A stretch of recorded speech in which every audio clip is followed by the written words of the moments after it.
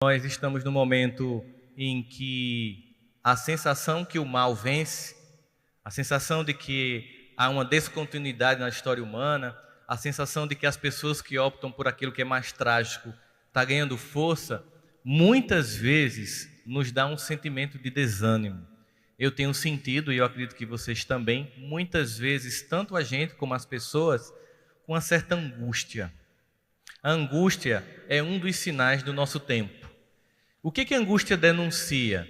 Um sentimento estranho, em que a gente analisa e sente as notícias, as vidas ao nosso redor e a nossa, e muitas vezes temos medo, ansiedade, tristeza, porque no fundo, o que está acontecendo na regeneração do planeta é que está se explicitando aquilo que já tinha como promessa no Apocalipse. O joio e o trigo estão se explicitando para que a gente possa saber o que é uma coisa e o que é outra coisa. A gente pode dizer que a sociedade passa por transformações e que vai exigir da gente também passar por essas transformações, mas tem duas formas de se transformar. Por opção, quando eu analiso em mim aquilo que não está funcionando e eu quero mudar aquilo que não está funcionando, ou eu fico adiando isso, como a gente diz aqui no Brasil, empurrando com a barriga essa transformação, e quando a gente pensa que não, como Deus nos ama profundamente e jamais vai permitir que a gente estagne, a lei do progresso atua, com nossa permissão ou sem nossa permissão. Qual é a diferença quando a lei do progresso atua com nossa colaboração? É que a gente planeja as modificações que a gente vai fazer, que pontos a gente vai atuar, aonde a gente vai atuar. E, infelizmente, muitos de nós têm feito vistas grossas ao apelo do tempo, nas nossas próprias vidas, para a mudança. É claro que em período de transição planetária, ou em período de transição histórica, como é o que a gente está vivendo, sendo essa a mais transformadora e a mais impactante das transformações históricas e das mudanças históricas, há temporariamente, uma sensação do aumento do mal. Porque Deus, que muito ama, permite que todos visitem a terra para que possam se aprimorar e continuar, ou ser temporariamente expurgado para um plano e continuar se iluminando. Mas vamos tentar dar um exemplo. Acho que eu já dei esse exemplo, mas eu acho que ele é muito didático no sentido da gente entender o que a gente pode entender como transformação histórica. Vou pegar um trecho da nossa cultura nacional para a gente ver um sentimento de declínio. Certo? Vamos pensar aqui. Vamos dividir a plateia. Vocês concordam comigo, dividir a plateia? Quem aqui pagou moral e cívica? Por favor, levante a mão. O SPB. Usou Congo Quixote. Vocês já usaram a Havaiana enquanto Torô botou um preguinho para continuar usando? O aeróbio está já chegando para pegar a gente. A gente já passou dos 40, com certeza. Mas eu trouxe essa divisão para a gente pensar o seguinte. Vamos pensar na nossa infância e vamos pegar apenas a cultura da música infantil para a gente ver declínio temporário de cultura rumo à transformação. A música que marcou a minha infância, que deve ter marcado de muitos de vocês, na infância. Eu não vou falar da Vila Sésamo para não deprimir ninguém, certo? É só do Sítio Pica-Pau Amarelo para cá, né? Então a música que marcou nossa infância, naquela infância dos anos 70, foi Marmelada de banana, bananada de goiaba, goiabada de marmelo, sítio do Pica-Pau Amarelo, sítio do Pica-Pau Amarelo. Tem letra? Tem poesia? Tem melodia? Autor Gilberto Gil, ó que chique. Depois veio um fenômeno, palmas para Gil, nosso grande compositor, que fez aquela belíssima música em 1970, Se Eu Quiser Falar com Deus. E aí, logo depois do Balão Mágico, também veio um outro grupo de infantil, inclusive eu era apaixonado por ela nem sabe que eu existo, Simoni, Balão Mágico. Inclusive, quando ela arrumou namorado, na época eu fiquei deprimido, de verdade, viu, gente? Não é brincadeira. Depressão terrível, foi meu primeiro sentimento de perdi, né? Mas faz parte, emocionalmente eu ia passar por tantos prejuízos que aquilo era café pequeno. Mas a música daquela geração também era Depende de nós, quem já foi ou ainda é criança, que acredita ou tem esperança, quem faz tudo para um mundo melhor. Tem música, tem melodia, tem poesia. Ivan Lins, beleza. Mas, eis que, nos anos 90, entra um fenômeno fonográfico infantil, cuja música tema que marca, ela tem uma poesia tão hermética e tão profunda, e uma melodia também tão profunda, que eu vou contar com a colaboração daqui da plateia, se tiver professor de literatura e língua portuguesa, para me ajudar a interpretar esse poema quase shakespeariano, que marca uma geração que diz o seguinte, veja a profundidade. Hilari, hilari, hilarie, o. Veja a profundidade.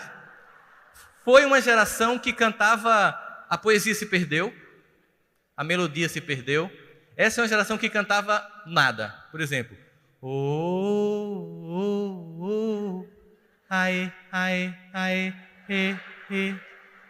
Ali a gente viu que perdeu um pouco da poesia, perdeu um pouco da melodia, e a gente achava que não podia ficar pior, mas fica. Porque depois começou a descer na boquinha da garrafa e nunca mais parou. Porque quando a gente pensa que eles conseguiram se superar, eles inovam. E agora, o chique mesmo é você admitir que, mesmo que tenha 99% de luz em você, o que vale a pena é o 1% cafajeste.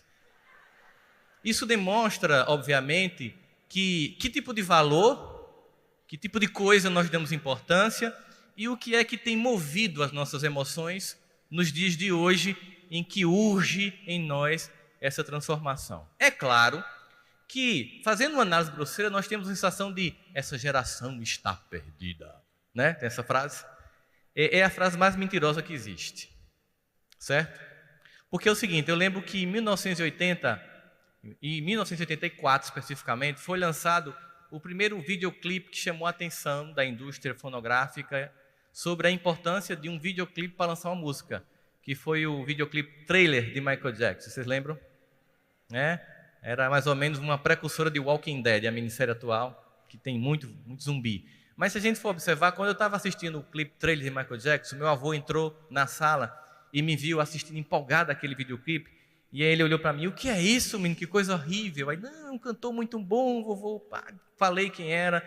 Ele olhou para mim e fez, meu filho, a sua geração está perdida. E essa é a maior mentira pelo seguinte, a lei do progresso, ela é uma lei de Deus. E por mais que a gente pense que não, é Ele que conduz nossos destinos. Ele nos permite escolhas temporárias, mas o seu amor infinito que jamais nos abandona, em nenhum momento, vai deixar que a gente se destrua enquanto civilização, enquanto cultura. Nós podemos até ter um declínio temporário, mas depois a gente avança. Porque toda geração que vem, ela vem melhor do que a que está. Ela, do seu jeito, do seu modo, ela consegue uma resposta para a vida e ela mostra para o que veio.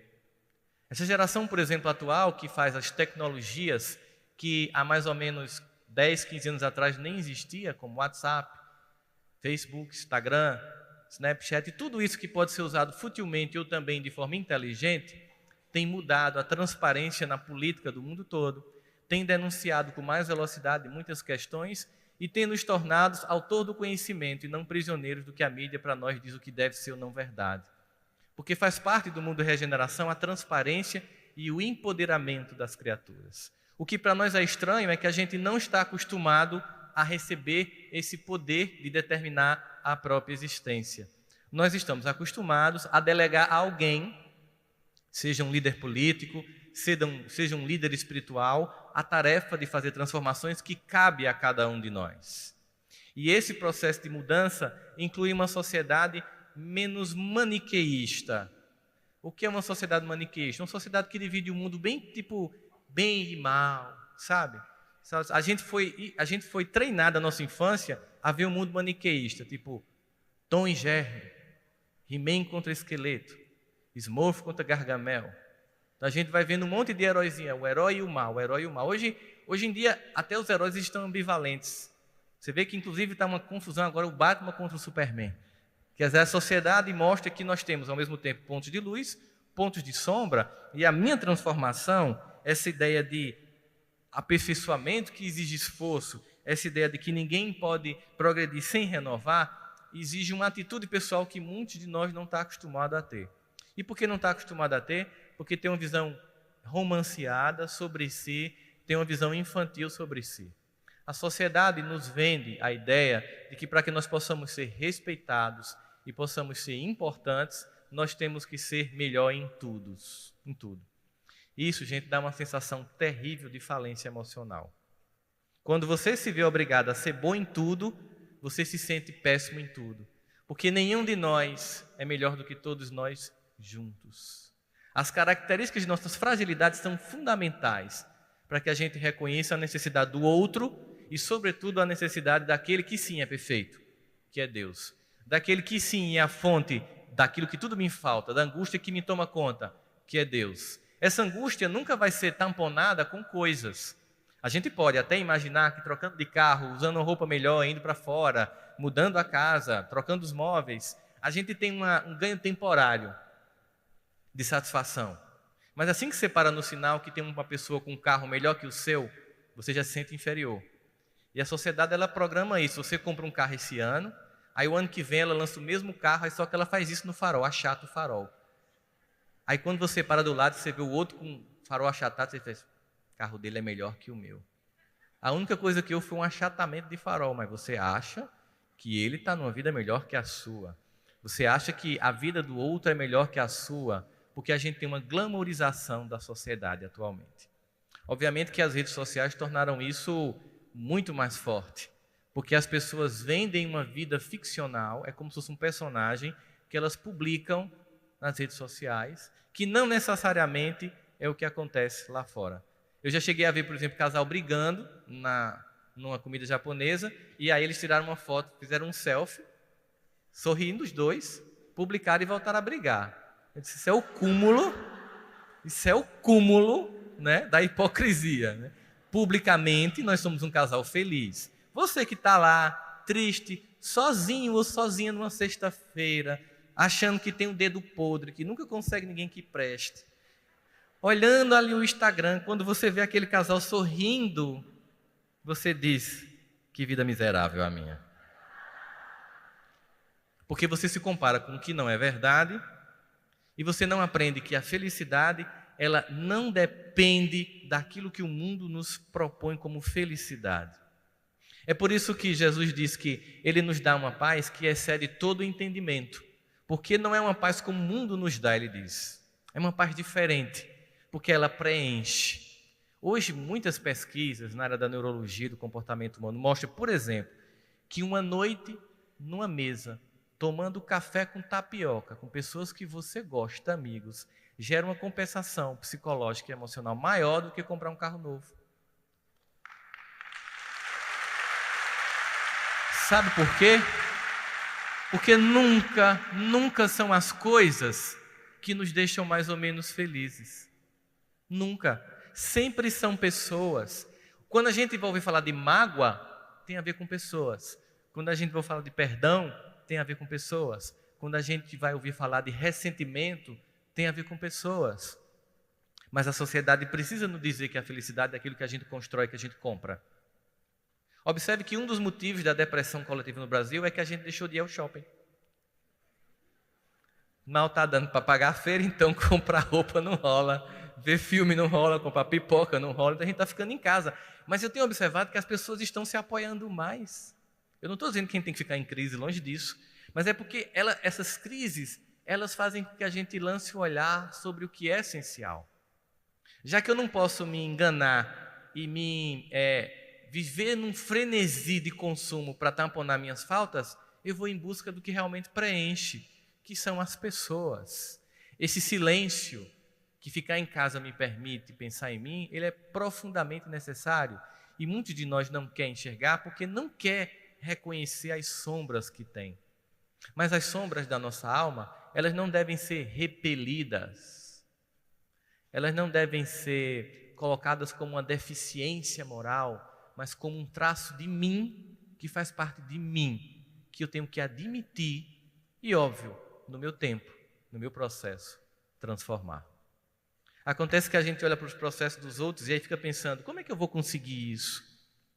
A gente sempre vê no outro uma coisa meio mágica, né? As pessoas tinham dificuldade de admitir que erram. Vocês já viram como todo mundo só conta vantagem? É impressionante. O povo conta uma vantagem que você faz assim, minha vida é muito ruim. Se for falar de vida afetiva, tem gente que diz que toda noite eu faço amor com minha esposa. Eu digo, menino, eu acho que eu estou doente. Eu estou com algum transtorno. Que cabo vigoroso danado. Mas vai lá para ver se é assim mesmo. Conversa com a madame para ver se é desse jeito. Todo mundo, não, eu não tenho medo. Tem um poema muito interessante de Fernando Pessoa, do seu heterônimo Álvaro de Campos, que é um dos personagens que ele usava para dar nome às suas poesias, que chama-se Poema em Linha Reta. E esse poema é muito interessante, porque o que ele diz? Nunca conheci quem tivesse levado porrada. Todos os meus conhecidos têm sido campeões em tudo.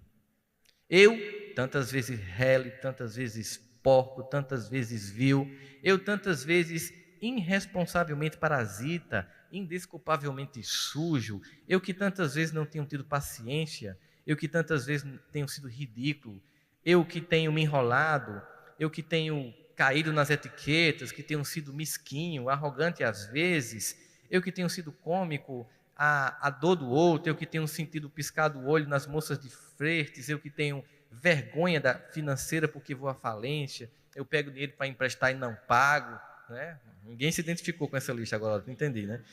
Eu que, quando na hora do soco surgiu, eu me abaixei para não receber o tiro, o murro, mas meus amigos, todos são heróis em tudo. Eu estou farto de semideuses. Será que não tem gente nesse mundo?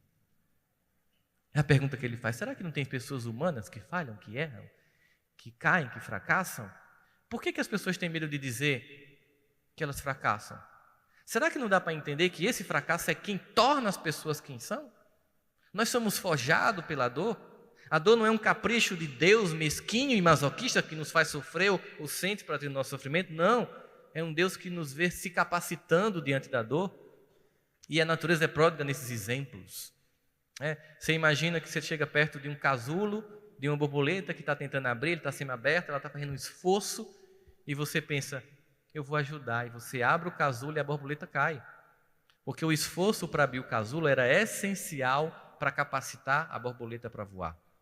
Ali não era um capricho de sofrimento, mas era treino para a possibilidade do voo. As nossas dores nos fortalecem.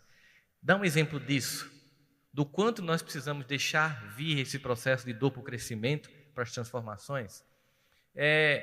Eu fiz uma palestra numa escola, numa cidade do sudeste do país, que a mensalidade era a partir de R$7.000. Eram 5.000 pais, eu fui para um teatro e a gente fez uma palestra de 7 às 8h30 e depois de 9 às 10h30, porque não cabia todo mundo. E eu comecei a fazer uma pergunta aos pais, que eu vou fazer para vocês. Meus avós, minha avó e meu avô, eles tiveram Alzheimer. E eu passei umas cenas muito engraçadas com meu avô, né? Uma vez a gente foi no Banco Itaú receber a aposentadoria dele. Uma fortuna de um salário mínimo. E eu estava na fila com ele, porque ele tinha que receber o dinheiro dele. Era uma sensação de autonomia que eu tinha que preservar. Era uma sensação de dignidade, que ele queria receber o dinheiro dele. Eu estava com ele na fila, aquele silêncio. Ele fez, meu neto! Todo mundo olhou. Diga, vô, não me roube não. Todo mundo olhando para mim. Sabe aquele pessoal que vai receber a aposentadoria do avô para fumar maconha? Eu me senti aquele cara que vai lá no posto do Banco do Brasil para receber a aposentadoria do avô. Não, vô, não lhe roubo não, vô, que é isso? Uma vez a gente estava em casa, e aí quando eu senti que ele não tinha mais autonomia para ficar só, eu levei-os para a casa da minha mãe. E aí uma vez chegou um sobrinho dele, e aí tio, o senhor está sendo bem tratado? Ele olhou para ver se tinha alguém da casa, ele não me viu. Eu estava no escritório vendo ele, fez, meu filho, o povo aqui é tão ruim. Eu sofro tanto aqui. E o rapaz foi arregalando os olhos. Por quê? Você acredita que todo dia eu como uma mistura que não tem carne? É uma papa disforme que não tem nada. Porque como ele usava prótese dentária, o Alzheimer não permitia mais ele fixar. Então não podia deixar ele comer carne, tinha que moer no liquidificador. E ele encarava como uma papa disforme. Eu durmo no relento. Eles me botam para dormir no quintal da casa, no meio do mato. E o rapaz foi ficando, obviamente eu também ficava impressionado. E aí, finalmente ele disse, no final da tarde a tragédia termina, que esse meu neto chega, esse que você viu, que tem uma carinha de bom, e vai me dar um banho de mangueira. Aí o rapaz se levantou, ei, Rossandro, cadê você? Vem aqui, foi tomar satisfação comigo. Eu tinha ouvido a história, eu ouvi o que ele disse, eu vou lhe esclarecer. Aí levei ele para a cozinha, mostrei o que era a comida disforme. Eu levei ele para o meio do mato, é porque no quarto que meu avô ficava tinha um jardim de inverno. Então, como ele viu o jardim de inverno, ele achava que estava no meio do mato. E o banho de mangueira, aqui no final da tarde, quando eu chegava do consultório, eu levava ele para o banheiro. Como ele já tinha 92 anos, não podia ficar muito em pé, eu sentava naquelas cadeirinhas plásticas, puxava a mangueirinha do chuveiro. Era o banho de mangueira. Mas esse cara eu pude provar, né? Mas teve um que ligou para mim, do São Paulo, tem aqueles primos de 4º grau na gente Nordeste, né? Eu sou seu primo, filho de finado cicrano, com finada fulana. Pronto. Aí ele ligou para mim, olha, eu fiquei sabendo que meu tio está sendo maltratado, tal. Eu disse, sabe quantos anos teu tio tem? Ele disse, quantos? 93. O teu pai tem quantos anos? Ah, pai morreu. Eu perguntei, com quantos? Ele disse, com 70. Ele disse, sabe por quê? Ele disse, não, porque era maltratado. Porque uma pessoa bem tratada chega aos 93 anos. Você já parou para pensar nisso? É impossível uma pessoa maltratada chegar aos 93, né?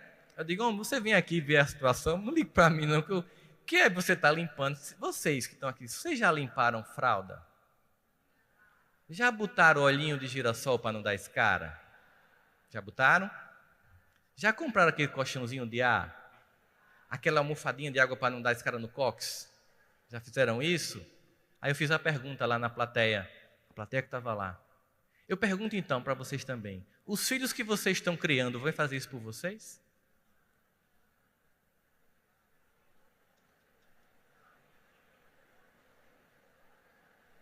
Eu vou beber água com esse silêncio de vocês. Por que não? Vamos pensar nisso então agora? Olha só, gente. As dificuldades da vida, elas nos forjam competência, dignidade e respeito. A geração que nasceu na época de moral e cívica é uma geração que quem mandava na casa era quem? Os pais. E isso é o que é certo. Por isso que no Decálogo de Moisés, já nos 10 artigos da Constituição do planeta está: honrai teu pai e tua mãe. O problema é que os pais e as mães hoje não se fazem honrar pelos filhos, porque resolveram ser amigos. Amigo do filho. Você deixa a posição de pai e de mãe, que é única, para ser uma posição de igualzinho, que é amigo. Essa geração que pagou moral e cívica é uma geração que ralou, que deve ter passado fome, que eu vivia com roupa dos outros. Vocês já perceberam que pobre não muda de roupa, é a roupa que muda de pobre? Ela vai andando, ela vai escolhendo você não escolhe ela. Não vai, né? Você. Eu lembro de uma vez que eu ganhei uma calça que ela desbotada, mas aí não tinha zíper, e a gente foi para o aniversário e minha mãe costurou o zíper, que na época eu chamava de ri-ri. Vocês lembram ri-ri? Era ri-ri.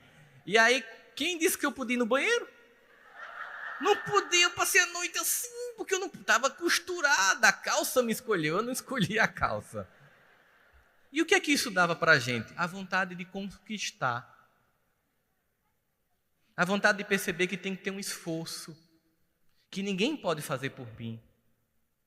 Esses pais que nasceram nesses anos 70, eles ralaram para conquistar.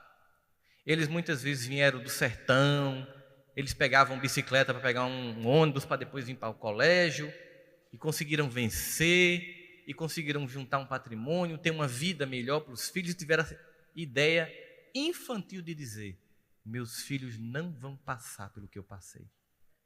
Esquecendo que foi exatamente porque passou pelo que passou que tornou quem se tornou. E ninguém está dizendo aqui que seu filho passar fome ou viver com roupa emprestada, mas que ele tem que entender que tudo que você faz é um benefício amoroso para ele, que a casa não é dele. E que ele precisa respeitar essa pessoa, porque quando você não foge de uma geração assim, ela não é capaz de suportar as próprias transformações. Ela delega para os outros. É por isso que muitas vezes as pessoas dizem assim, no colégio, aqui quem é professor já deve ter ouvido isso. Chega uma mãe ou um pai com uma criança de 3 anos e diz assim: eu não sei mais o que eu faço com esse menino. Aí quando você olha, é um menino mesmo, desse tamanho. Aí você arregala os olhos, olha para o menino, olha para a criatura grande, olha para o menino, aí você diz: eu mato quem? Ele ou ele? Como é que uma criatura deste tamanho não sabe o que faz com uma dessa? Que imaturidade é essa?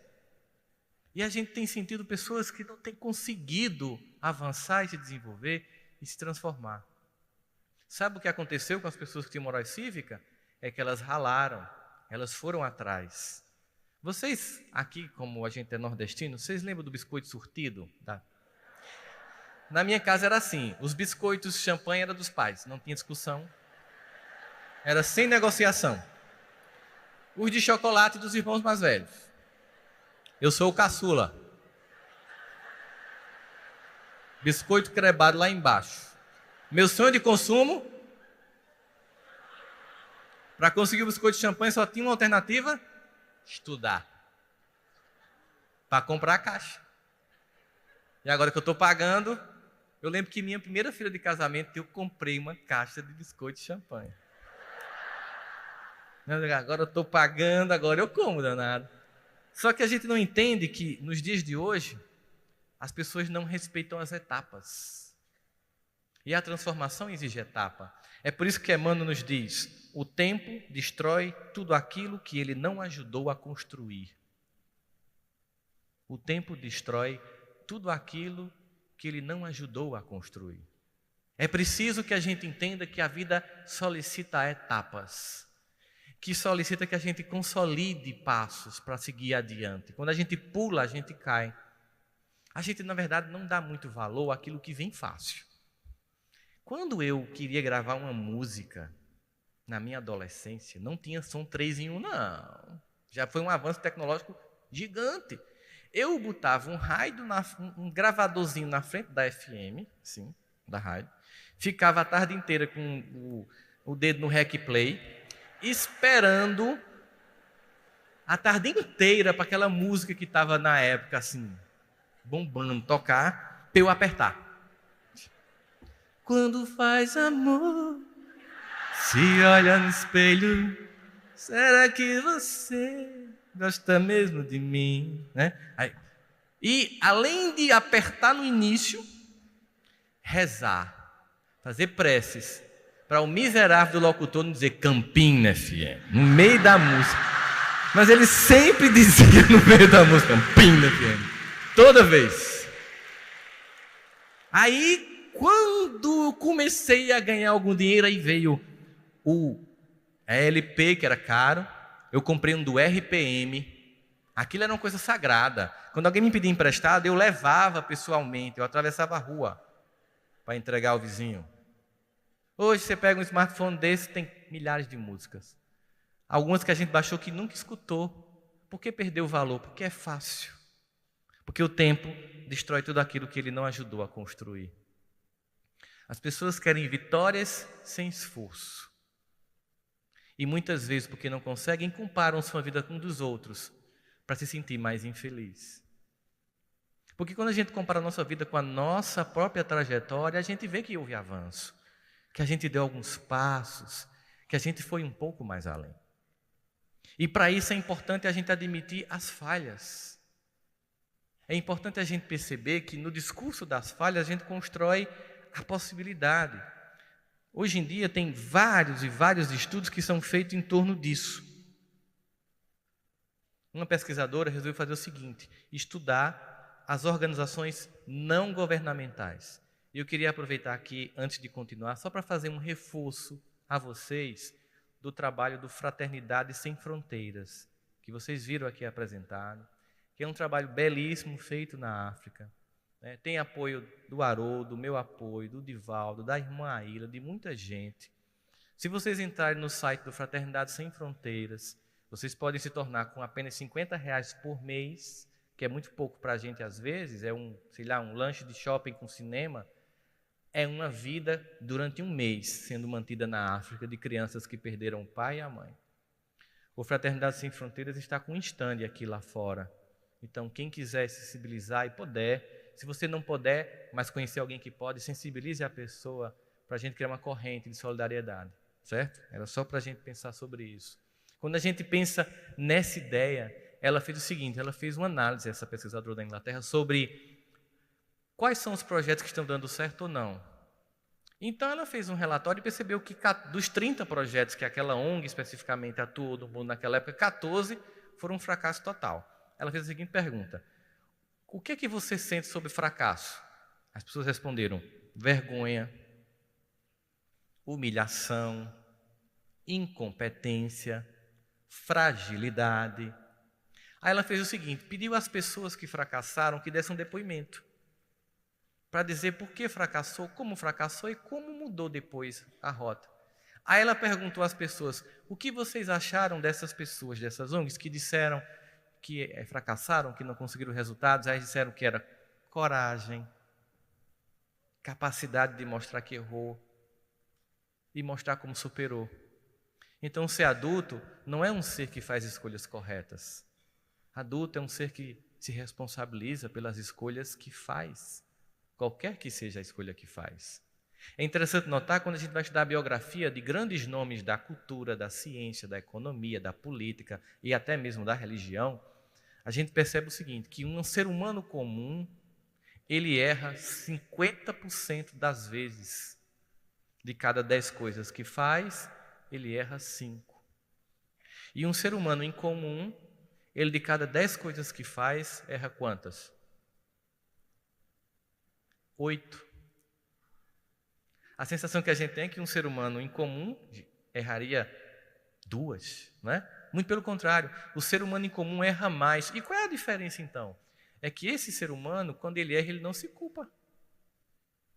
Ele entende que faz parte do processo. Ele simplesmente aprende com erro e segue em frente. O ser humano comum, ele se pune. Imbecil. Aff, que bicho idiota. Meu Deus do céu. As pessoas começam a dirigir o carro. Aí elas entram no carro e devem achar que tem um DNA que tem direção. Aperta e começa a dirigir. Não, não tem. Aí você está lá, bora lá, primeira marcha. Aí o carro morre no sinal. Aí você faz, ô bicho burro. Como você começou a aprender a dirigir, você não pode, você começou a aprender uma língua, qualquer coisa que o seja, você não vai errar. É tão natural, tão humano. A gente se pune, se chama de imbecil, de incapaz, de burro, e vai reforçando um sentimento de eu desisto, eu não vou fazer isso porque eu não posso. Existe uma história que é verdadeira e que é uma clássica história sobre persistência, que é exatamente a história de Thomas Alva Edison, inventor da lâmpada elétrica. Ele era um pesquisador, e ele tinha um currículo muito bom, mas no laboratório que ele estava, tinha grandes homens com grandes currículos como ele. E ele estava muitas vezes tentando a lâmpada ficar acesa. Na 10ª tentativa, um dos cientistas disse, Dr. Thomas, desista. É a 10ª vez que o senhor tenta fazer isso. Ele disse, não, agora é que eu não desisto mesmo. Aí o cara perguntou, e por que não? Porque eu já sei 1000 formas de não fazer a lâmpada elétrica. Enquanto que o outro estava vendo uma sucessão de erros, ele estava vendo uma aproximação do acerto. Viu a diferença? É por isso que todo mundo sabe quem é Thomas Edison, mas ninguém sabe o nome do idiota que pediu para ele parar. Porque quem tem medo não marca a própria trajetória. E aí tem uma passagem que está no Evangelho de Mateus, que é muito rica nesse sentido para a gente analisar. A gente tem aqui no Evangelho de Mateus... Eu acho que meu relógio parou. Que horas são?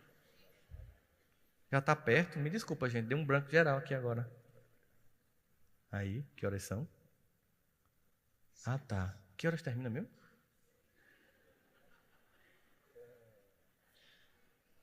Olha aí no programa. Se não, fala até de noite. Não. Ah, tá jóia. Tá terminando. Beleza. Tá, beleza. Só para me orientar aqui. Tá bom. Desculpa, gente. Eu sou assim, atrapalhado mesmo. Minha mãe sabe, todo mundo sabe.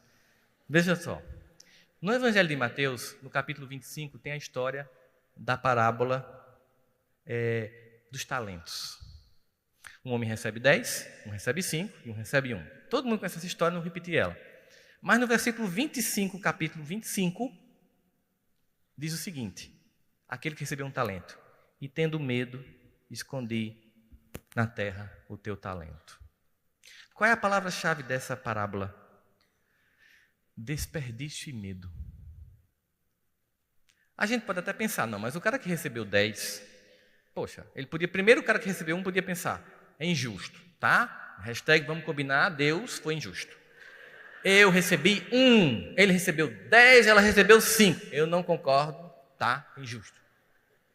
Por isso, eu vou ficar na minha aqui. Pronto, beleza. A outra, não, mas entenda, Deus. Poxa vida, ele recebeu 10. Se ele investir 5 na Bovespa, coitado, ele pode perder, mas ele fica com 5. Se essa que recebeu 5 investir 2 e perder, fica com 3.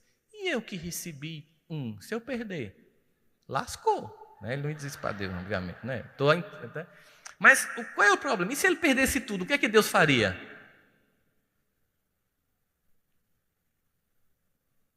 Vamos pensar no que perdeu tudo? O que é que Deus faz? O filho pródigo. Ele perdeu tudo. Gente, aquele homem sai, rico, jovem, num cavalo, roupas bonitas, cheio de ouro, recebendo um dinheiro que não merecia, porque o pai não tinha morrido. Ele perde tudo. E quando ele vai voltando envergonhado, o pai vê ele no sopé do monte e sabe que se ele entrar na aldeia sozinho vai ser humilhado. Essa é uma imagem muito bonita que Jesus coloca do amor de Deus quando a gente erra feio e fica tentando voltar para casa com vergonha. Quem já não teve isso aqui, hein? Com que cara eu vou voltar? E aí a gente faz referência aqui ao Salmo 139. Aliás, o Salmo 23, se eu não me engano. Que Davi, ele fica tão encantado com a ciência de Deus sobre nós, que ele se pergunta, como é que pode? Isso acontece quando a gente vai fazer uma oração. As pessoas às vezes assim, será que Deus me escuta? Tá, eu estou morando aqui em Afogados, eu estou morando aqui em Olinda, estou fazendo uma prece. Será que Deus sabe onde eu estou? É tanta gente, é o Estado Islâmico, é todas as coisas, as Olimpíadas, sei lá, e vai que Trump ganha nos Estados Unidos, não sei. Será que Deus está preocupado comigo? Né? A gente fica, será que diante desse processo todinho, um dia eu estava pensando sobre isso. Você já sabe que todo smartphone, todo tablet, todo computador tem um endereço IP? Você sabe que o endereço IP é como se fosse a identidade do negócio. Quando você está acessando, imagine que eu estou aqui, aí eu coloco aqui no meu telefone assim, eu quero comer um Subway. Imediatamente, acessando o Wi-Fi daqui ou 3G, eu estou informando para o Google que eu estou aqui no Teatro Guararapes. O que ele vai fazer? Ele vai me indicar o Subway mais próximo, que é onde? No Shopping Itacaruna. Bom, gente, se o Google sabe quem sou eu, imagina Deus.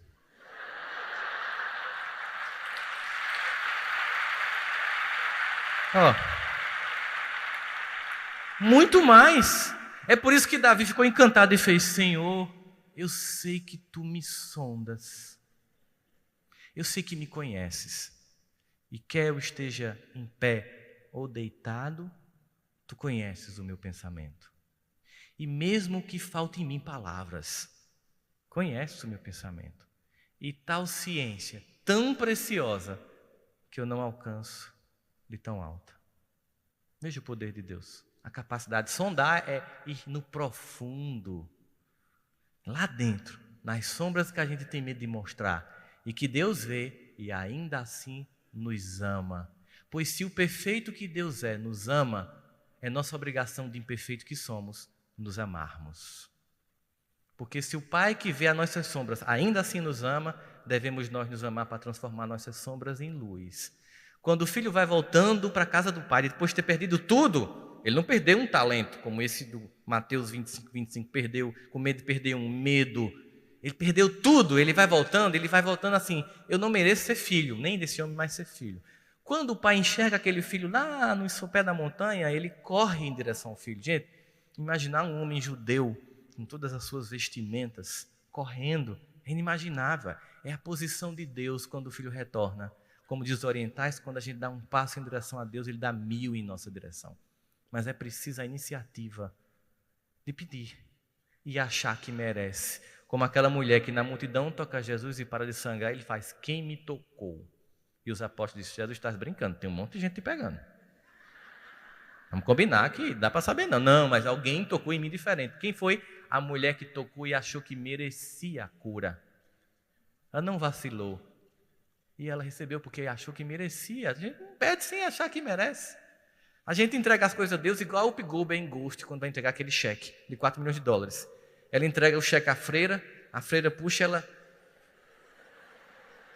A gente entrega as coisas a Deus assim: Deus, resolve para mim. Não, peraí, deixa eu tentar de novo. Ele fala: meu filho, quando você quiser largar, eu entro aí no processo. E aí aquele pai corre, e eu fico pensando naquele filho, vendo aquele pai correndo. Ixi, vou começar a apanhar daqui. Mas já está bom, porque se ele bater em mim, está me considerando filho. E aquele pai vai se aproximando, e aí ele começa a não entender, porque o homem está sorrindo. Como ele está sorrindo?